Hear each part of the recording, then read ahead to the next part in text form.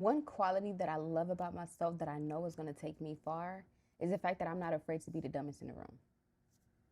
Hear me out. I know dumbest is a stretch, like that word is pretty strong. However, it's true. Because think about it. If I'm so dumb, how did I get in the same room as you? I'm not here by accident or coincidence. And even if it is a coincidence, baby, I'm going to take full advantage of that coincidence. Okay? I've been in a room with some very powerful people. Oprah is one. I mean, I'm not afraid to be the one with the least amount of money, the least amount of followers, the least amount of talent. It doesn't matter to me because I know I'm not going to stay there, period. You got to know where you're going. You got to know where you're going. Like, to me, my current circumstance does not determine where I'm going, period. That's just what it is. You will really be surprised by how many powerful people are jealous of your light. They have more talent. They got more women or more men or more this, more that, more beauty, more longer hair, prettier face, fatter ass. I mean, the list goes on. And I know from experience, okay? And it causes confusion because it's like, you got way more than me. What is it about me that you're jealous of? And it's like, oh, because I got something money can't buy. Oh, I got something that you can't get in the gym. But they can still be jealous of your glow, of your confidence, of your ability to be yourself in a room with them. I'm telling you, being the one with the least amount of experience does not make me inferior as a person. That's why I could be the dumbest in the room, right? Because it doesn't mean I'm dumb in real life. It doesn't mean that I'm inferior. It doesn't mean that God didn't place me here. You got to be careful how you think. Careful how you think about yourself. You know what I'm saying? Especially when you come around powerful people because you will shrink. You will definitely shrink if you're not mindful or careful. It's easy to be invisible in those type of rooms. It's so easy. If God placed me in the same room as you, why would I shrink myself because I have less? If I'm in a room with people who have 20 years of experience, 40 years of experience, 80 years, that's a lot of experience in one room. I'm about to be asking questions, taking notes. I'm about to be, how did y'all, what? Why would I pass up an opportunity to ask?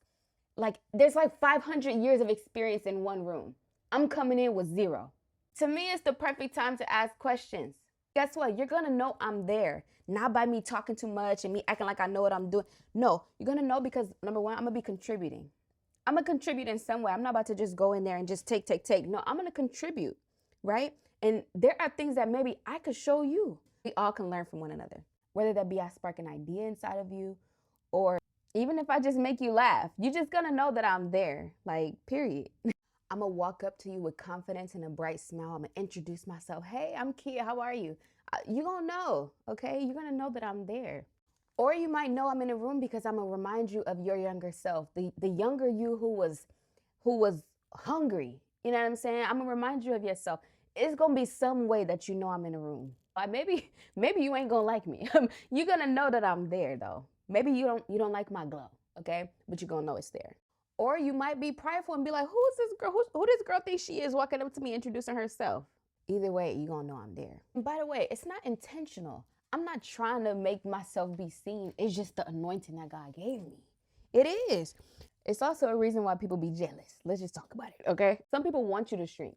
Some people want you to become small around them. Some people are used to that. So when they have somebody who has that confidence or that shine or that glow, it's like, hold on, it feels like a challenge to some people. Be mindful of those type of people.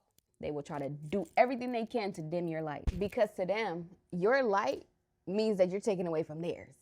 So a lot of people don't want to share that light. They want to be the only one in the room who's successful, or they want to be the only powerful one in the room, or they want to be the only one with the glow. Even if I smile and make eye contact with you and just give you a wave, you're going to feel my presence. You're going to feel my glow because God is inside of me. He lives inside of me. You're going to feel it. There's no way you're not going to feel it. Don't get me wrong. There are some times where we just need to sit back and be quiet and learn and observe.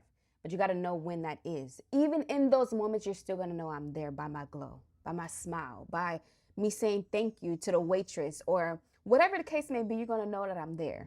The thing about me is I could be in a room full of millionaires with $0 in my bank account and still walk in there with my head held high, walk in there with the same glow. I'm going to ask questions. I'm going to send for. Here's a perfect example because I'm not capping, okay? What I speak, I actually do.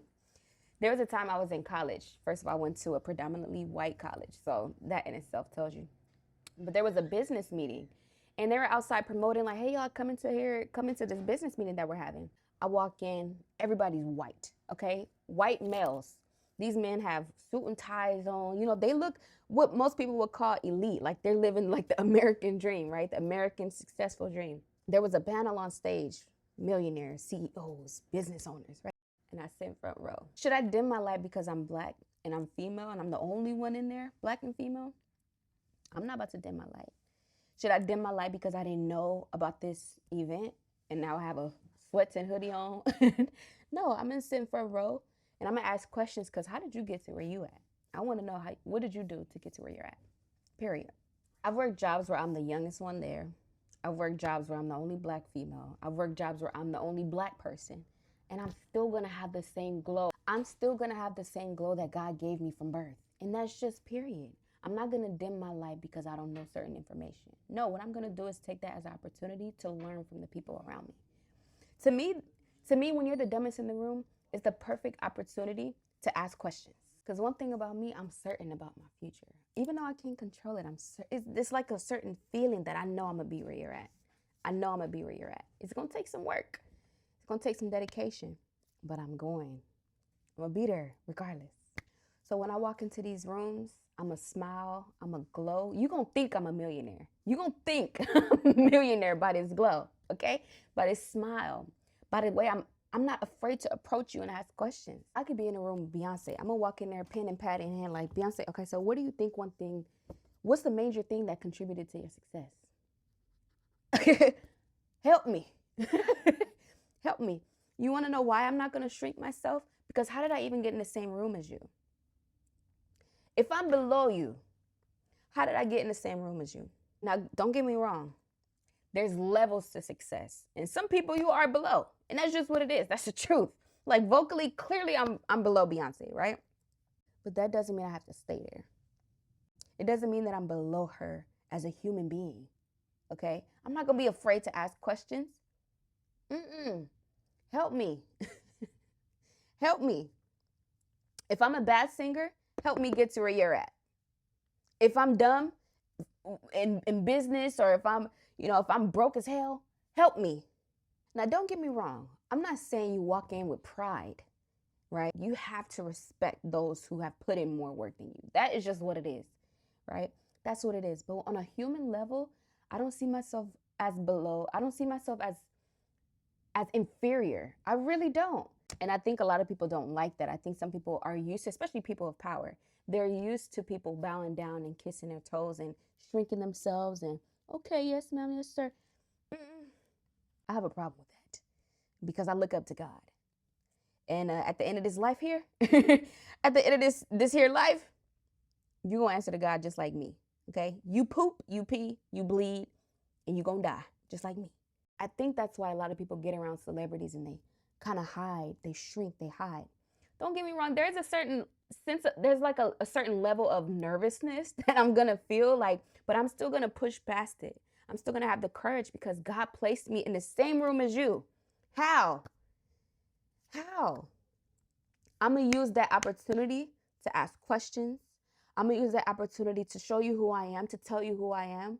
I'm gonna use that opportunity to just have the same glow that God gave me, period. That's the thing. Don't get around people and start shrinking yourself. Don't get around people and start shrinking. You think that's how they got successful, by shrinking? No. I'm gonna have that same glow. You gonna think I'm somebody. Because I am. Period. A lot of people go invisible around people of power. I'm a person of power. I just may not have that power yet. I may not have evidence of that power yet. I'm a person of power too, though. If I'm in a room, you gonna know I'm there just by my presence. You may not know my name. You may not have ever even heard of me, right? But you're gonna know I'm there just by my presence. I don't gotta do too much talking, but you're gonna know I'm there because I'm gonna be observing you. I'm gonna be asking you questions. I'm gonna be asking you detailed questions that you may not even know the answer to. I'm gonna be asking you things that people have never asked you before. Right? You're going to know I'm there because of how I think. You're going to know I'm going to be successful because of how I think.